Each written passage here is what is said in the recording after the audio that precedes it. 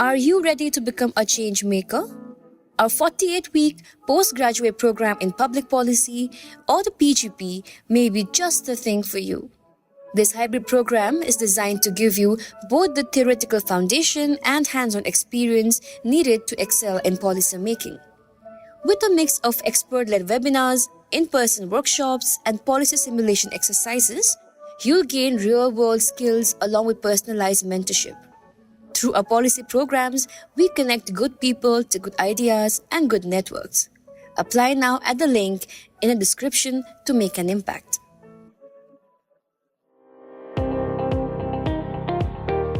Welcome to All Things Policy, a daily podcast by the Takshashila Institution. We are a bunch of policy nerds based in Bengaluru, and we like bringing fresh perspectives to Indian affairs and Indian perspectives to global affairs. So grab a cup of coffee, sit back, and join us for today's chat. Hello and welcome to this episode of All Things Policy. We are recording at a time when China is quite literally in session. The annual Taiwan Affairs Work Conference has recently concluded on February 26. The two sessions, which are the annual meetings of China's top legislature, the National People's Congress, and the top political advisory body, the National Committee of the Chinese People's Political Consultative Conference, also called as CPPCC, are about to be held on March 4 and 5. And I thought today we could do a quick deep dive into the proceedings of the Taiwan Affairs Conference to unravel some of what was said and discussed at this event. And this also evaluates the previous year's progress on Taiwan affairs and sets out the priorities for the next year. I'm Amit Kumar, Staff Research Analyst at Takshashila's Indo-Pacific Studies Program. And I'm in conversation with my colleague, Anushka Saxena. Welcome to the episode, Anushka. Thank you so much for having me. So, Anushka, I remember you just did a detailed coverage of the Taiwan Affairs Work Conference for our weekly newsletter, Eye on China. Could you describe for our listeners the relevance of studying the work conference? I mean, you have been following this subject for a long, long time now. Describe to our listeners the relevance of this work conference. Right. Thanks so much for that, Amit. As you rightly said, yes, China is literally in session. And per usual, the Taiwan Affairs Work Conference is an event that happens around this time. More often than not, it precedes the two sessions that are held in March. And so this year, as you mentioned, the Taiwan Affairs Work Conference happened on February 25 and 26. Last year as well, I think it was February or January, except for 2023, when I think it was in May. It happens at the start of the year to, like you articulated, set out or formulate the policy priorities vis-a-vis Taiwan affairs in Beijing, and of course, evaluate the achievements and challenges faced last year. And so I think the relevance of looking at this conference, or at least the narratives and the official messaging that comes out of it, is if you're a researcher of cross-strait relations or a geopolitical enthusiast or even a policymaker that's trying to understand the sentiment in Beijing vis-a-vis Taiwan, you must at least have a coverage or an idea of what was said and what came out of this work conference.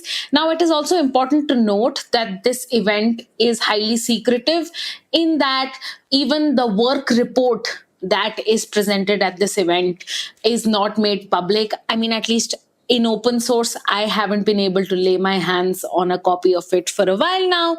And in the past few years, you've also stopped seeing the mention of a work report in the official coverage.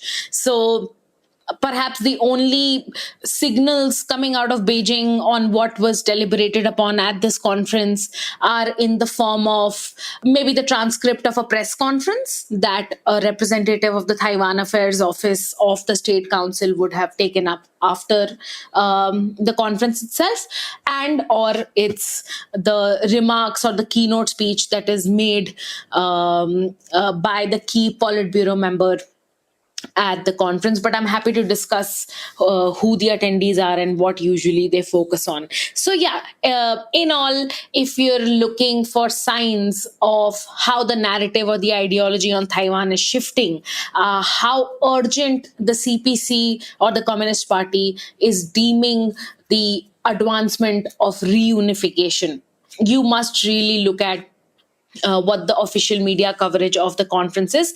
Of course, it also reveals to a great degree where China's grievances lie, where it believes that it faces the most challenges when it comes to fulfilling the goal of reunification with Taiwan. And I think this is, again, something that we could undertake a discussion on subsequently. But what these grievances and challenges reveal is they tell you about Beijing's threat perception. They tell you about the hues in their tinted glass of looking at security in the world. And I think that's especially pertinent at a time when countries around the world, and especially us sitting here in India, are dealing with a China challenge, so to say. Right. So you touched upon what was discussed at the conference earlier this year, right? So who were the key attendees and what were some of the key takeaways that you had after when you followed this thing? And also tell us how seriously is Taiwan Affairs Conference is taken? Does it have the power to recommend very radical changes, or is Taiwan policy really geared by this conference or congregation of people, or it is is the policy on Taiwan much more centered and is something which is overseen by Xi Jinping himself and his close aides? Right. Thanks so much for that, Amit. So, yes, as to the first question on who the key attendees are, and you see the same positions holding the meeting and doing the important keynotes across the years. So you have the chairman of the Chinese People's Political Consultative Conference do the keynote address. And that's primarily because the CPPCC is reflective of one of the most democratic processes of deliberation in China. And that is because out of the 2,000 plus CPPCC members, some 35 to 40 of those are Taiwanese. So they're members of this federation on democracy and Taiwan, and some other non-governmental as well as semi-political institutions. And the CPPCC chairman, in that sense, then also reflects the idea or the image that China believes in what they refer to as whole process democracy. So because of this whole narrative surrounding the role of the CPPCC and the fact that it allows members of the Taiwan Democratic Self-Government League and the All China Federation of Taiwan compatriots to be involved in Beijing's deliberative process, all of this kind of puts the chairman at that pedestal to be able to command the helm of affairs at the Taiwan Affairs Work Conference. And so this year, that individual was Wang Huning, who again is China's most loved ideological tsar, a key man behind the scenes in the development of Xi Jinping thought on a bunch of things. And of course, he's a Politburo member and has been an ideological kind of supporter of a lot of the ideas even Jiang Zemin and Hu Jintao came up with. And there is, of course, the director of the Taiwan Affairs Office of the State Council. And this director is responsible to deliver a work report. But like I said, since the 2022 conference coverage of the conference has only talked about the keynote remarks of the CPPCC chairman and not necessarily of the release of a work report. This is, however, not to say that the work report wasn't released or wasn't discussed. It very well could have been. And there is also the Central Foreign Affairs Commission's office's director, which is Wang Yi in this case, that also chairs the meeting, and people in a similar position have chaired the meeting across the years. And my takeaways, especially from what Wang Huning had to say, was that most of the narrative he focused on was emphasized in a renewed manner, if I can say so myself, instead of giving us something very new or radical, right? So he talked about implementing the spirit of the 20th Party Congress of the CPC, of keeping the two establishes and the two safeguards at the center of the ideology governing Taiwan. And we know the two safeguards and the two establishes refer to safeguarding Xi Jinping's core position, the CPC's authority in the party state, and establishing their importance subsequently as well.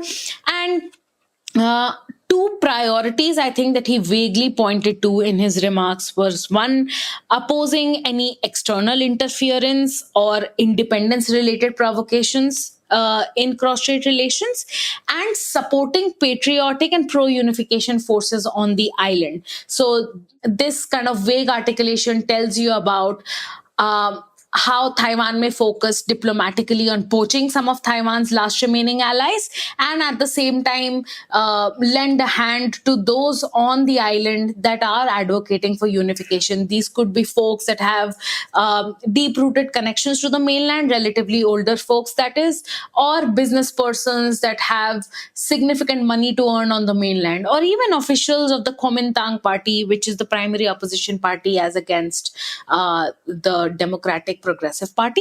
And so these actors, and they do exist, by the way, these actors together come to support unification in Taiwanese politics. And one of the goals Wang Huning then lists out is to support them monetarily, of course, but also by inviting them to various Chinese regions and giving them a time of their lives. And finally, and quickly on the question of, is this conference really the entity that dictates policy on Taiwan, or if it's just governed by Xi Jinping? Well, like anything else in China, it is a myth that Xi Jinping is the commander of the winds flowing across all the four in all the four directions, even if the CPC wants you to believe that.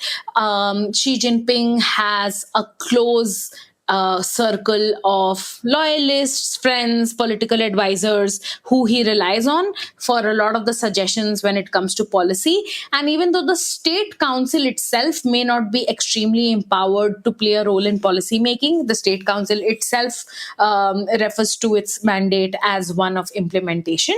The fact is that key Politburo members with conjoined State Council positions of leadership together formulate policy. And then, yes, these are deliberated upon at the Taiwan Affairs Work Conference, especially considering most key actors that would be involved in Taiwan policy making of China are attendees of this conference. And then the work report, like a work report presented at the NPC or by the Supreme People's Courts and Procuratorates, this work report matters because this is the official message on what China achieved last year and what it wants to achieve next year. Now, only and if it wasn't this serious, the work report would have been made readily available in public. But there are things, there are strategies that may have been put in place. These could talk about gray zone operations and the successes and failures, cyber operations, targeted political individuals, so on and so forth. So the fact that there is this work report and it's secret also tells you that, yes, this is an important event when it comes to Taiwanese policy making in Beijing. Right. Quite interesting, Anushka.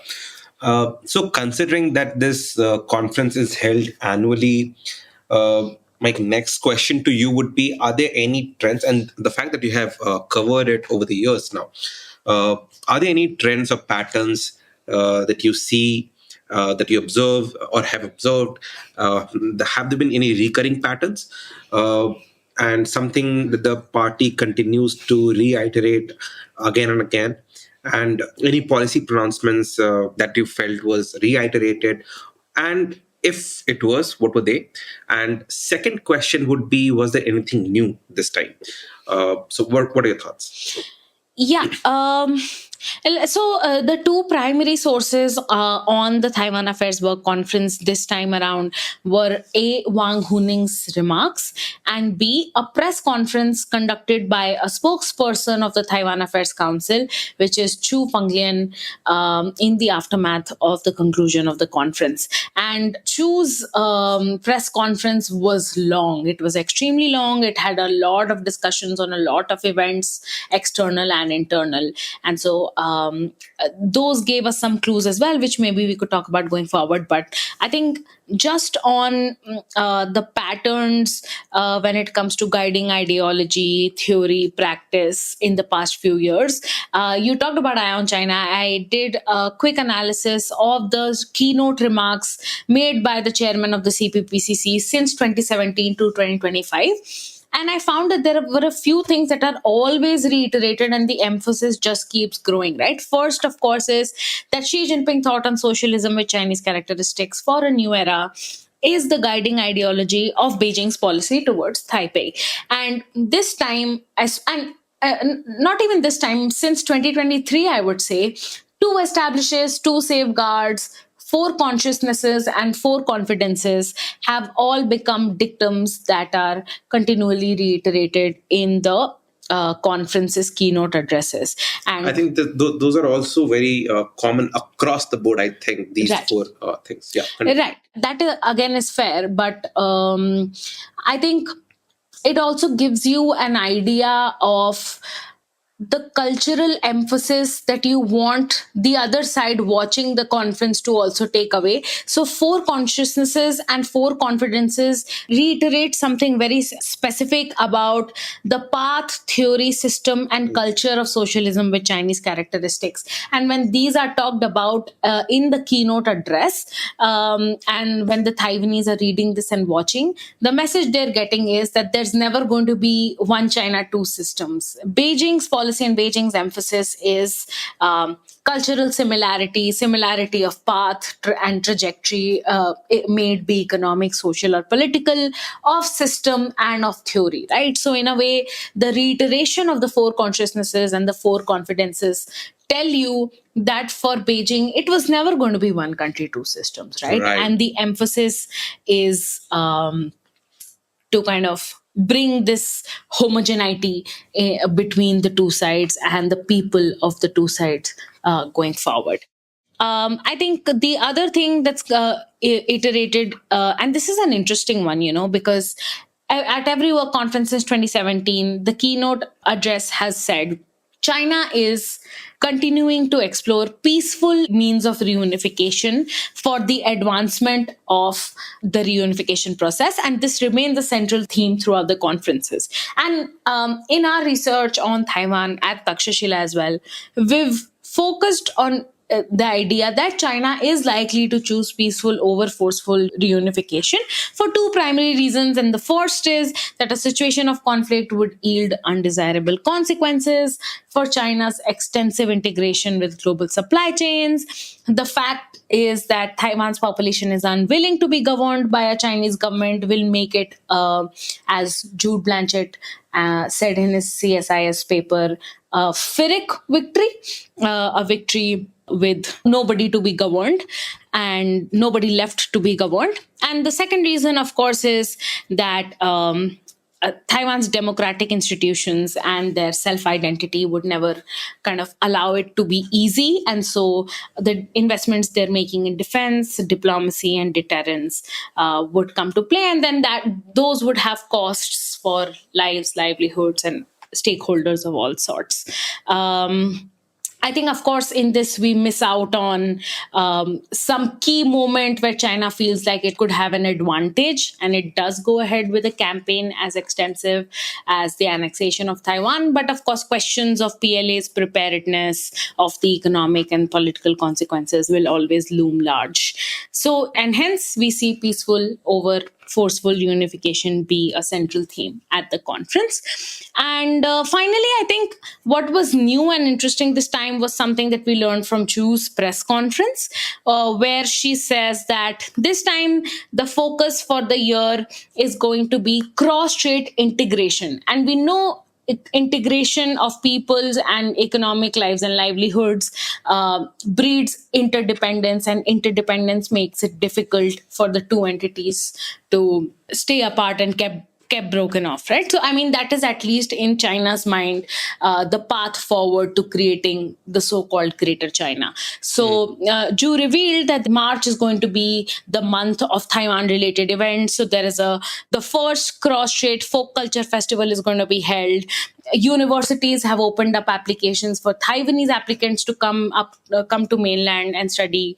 And she also highlighted that Xi Jinping recently gave this speech at the Private Businesses Symposium, and that speech really inspired a lot of confidence in Taiwanese businesses. So they now want to come and invest in mainland. Of course, a lot of it is rhetoric, but the point is that integration is this reinvigorated focus on cross-strait integration was very evident from the proceedings of the conference this year.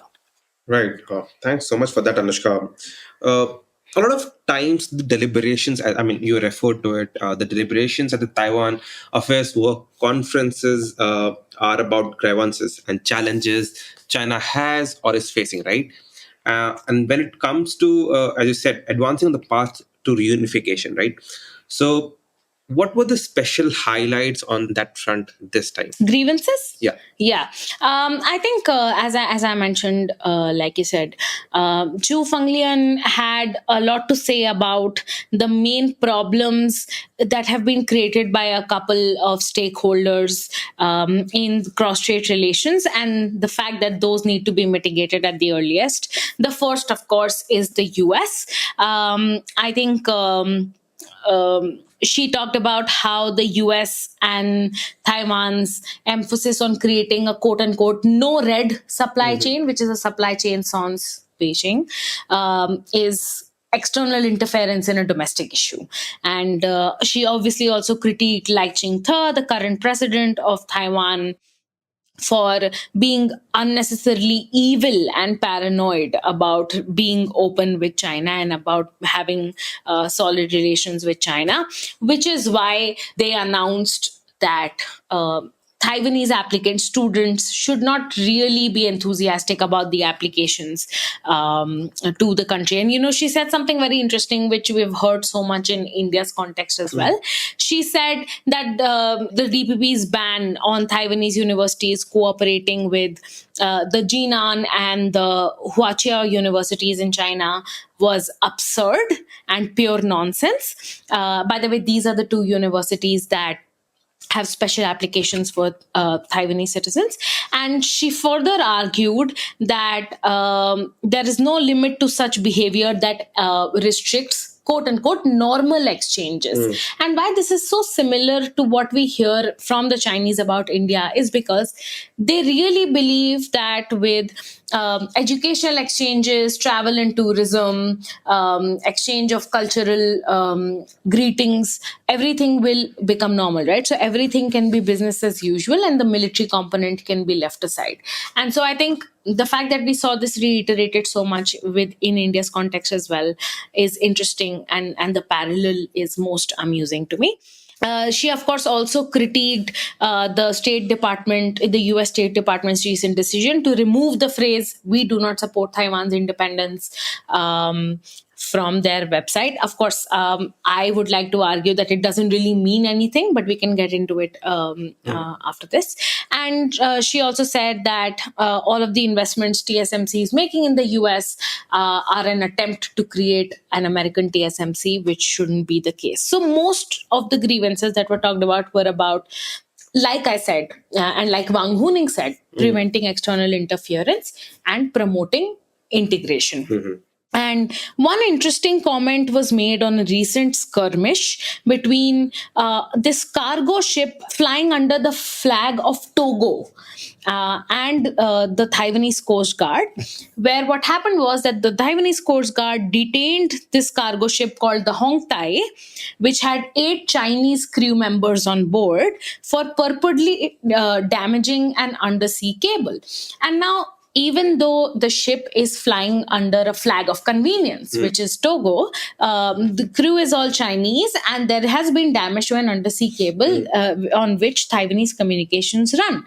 So Chu's reply to the Taiwanese capturing the ship was that globally there are approximately over 100 cases of submarine cable damage. The DPP is deliberately sensationalizing the incident and it's attempting to politicize it.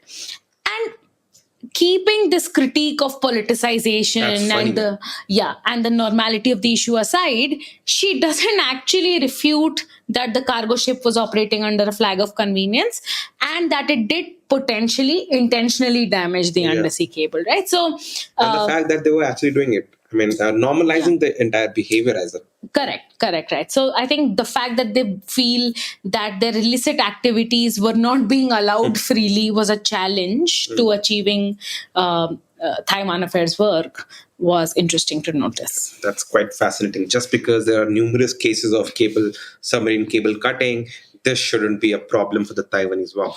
Right. But Anushka, speaking of Trump, I mean, you referred to him in your remarks. I had one final question for you. We are short on time, but we know that Trump has induced a grave sense of anxiety within the US's system of alliances and partnerships. What does Trump 2.0 mean for Taiwan? Is he ready to defend Taiwan? How should Taipei be looking at developments, say, in Ukraine, and how, I mean, you looked at the thing that transpired at the Oval Office, right? What can Taiwan do to keep things smooth sailing in the face of Chinese aggression? And do you think Trump is ready to defend the fortress that is Taiwan? Right. I think that is the $1 million question. And it's definitely one policymakers in Taipei are asking themselves every single day. I think there are no simple answers, but if I care to speculate, I don't think Trump's main priority is to think about defending Taiwan or maybe even actually doing it. I think his main goal is to arm Taiwan to the teeth to the point where deterrence is so excellent and so top notch that China doesn't even think about invading Taiwan. And this is what Trump and JD Vance have continually reiterated, right? JD Vance recently said in a statement, Trump never said that we're not going to support Ukraine. What he did say and has been saying since day one is that if he was in power, Russia would have never invaded Ukraine. So I think a similar concept should apply to Taiwan. I think this is also why Trump has demonstrated flexibility in his China policy. He's said that he likes Xi Jinping very much, and at the same time, he's kept the economic pressure, the tariffs and the quotas up, right?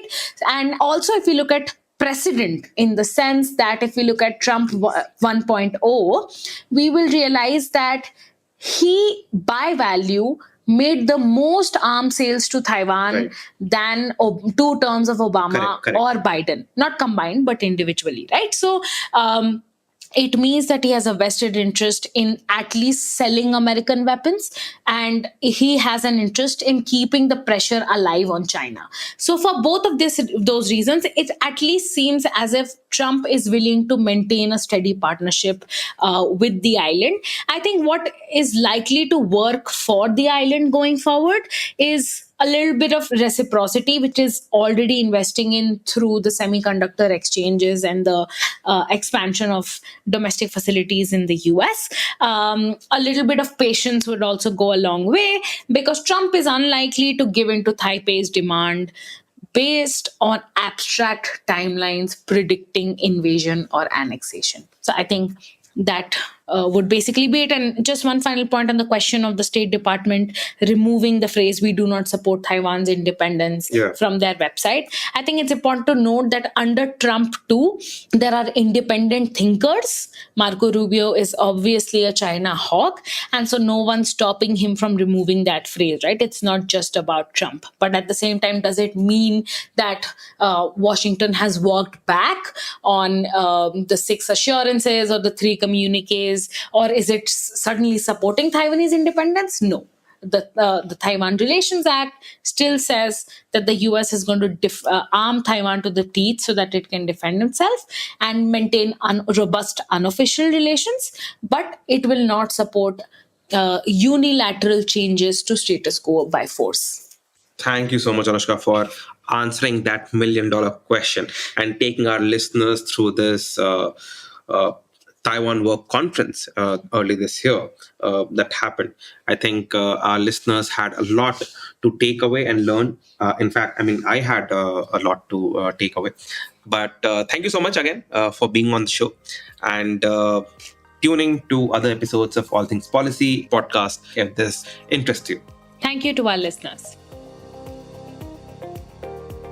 If you liked our show, dive into Takshashila's research on technology, strategy, and economic affairs.